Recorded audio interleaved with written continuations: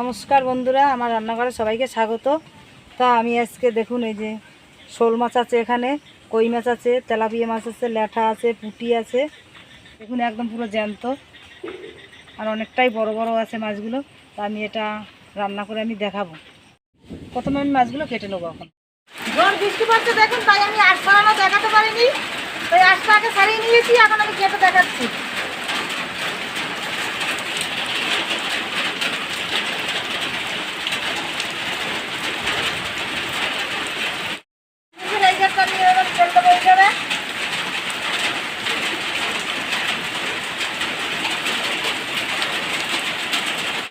দেখুন এই যে ছোট দেখেন, একটু চামড়াটা আমি তুলে দিয়েছি। এই দেখুন কেটে দিচ্ছি, এইভাবে পিস করে নেবো।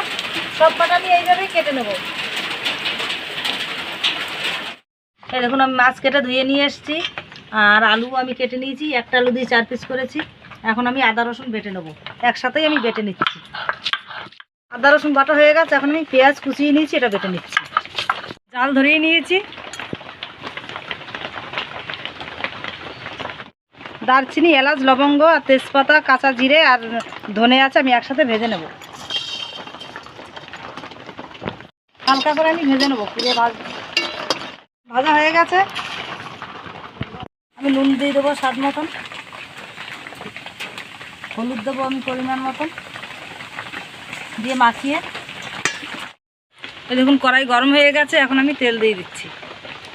তেল গরম হয়ে গেছে, অল্প করে আমি নুন দিয়ে দিচ্ছি যাতে না লেগে যায়, তার জন্য।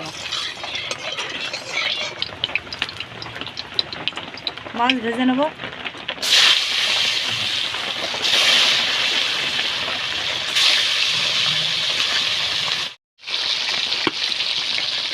আমি মাছ এদিকে উঠিয়ে দিচ্ছি, লাল করে আমি ভেজে নেবো এরকম। এই দেখুন আমি লাল করে ভেজে নিয়েছি, আমি এখন তুলে নিচ্ছি। সবগুলোই আমি এরকম করে ভেজে নেব। মাছ ভাজা হয়ে গেছে, আর মাছের তেলের ভিতরেই আমি এখন এই আলু ভেজে নেব।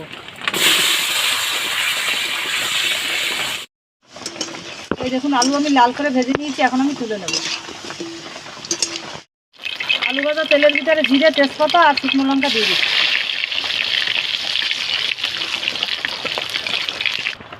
আদা বাটা দিয়ে দিচ্ছি, আর রসুন বাটা, পেঁয়াজ বাটা, টমাটো কুচি, নাড়াচাড়া দিয়ে দিচ্ছি। দেবো আমি স্বাদ মতন, হলুদ দেবো পরিমাণ মতন, সানরাইজের লঙ্কার গুঁড়ো আমি দিয়ে দিচ্ছি। অল্প করে আমি জল দিয়ে এবার মশলা আমি কষিয়ে নেব। মশলা কষানো হয়ে গেছে, আর এই দেখুন মশলা দিয়ে আমি তেল ছেড়ে দিয়েছে, এখন তার মানে কষানো হয়ে গেছে। এখন আমি আলু ভাজা আবার দিয়ে দিচ্ছি, এবার আমি আবার কষিয়ে নেব। এই দেখুন কষানো হয়ে গেছে, এখন আমি জল দিয়ে দিচ্ছি উপর দিয়ে।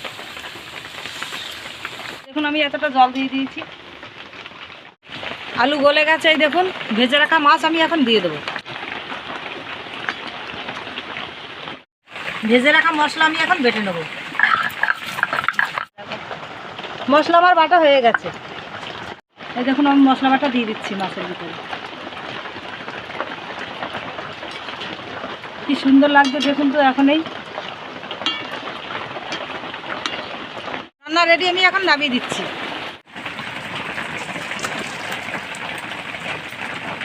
দেখুন কত সুন্দর লাগছে দেখতে, পুরো মাংসের মতনই লাগছে। দেখুন রান্নাটা কত সুন্দর হয়েছে। আর আমার রেসিপিটা দেখে যদি ভালো লাগে, লাইক, কমেন্ট, শেয়ার, সাবস্ক্রাইব অবশ্যই করে দিন।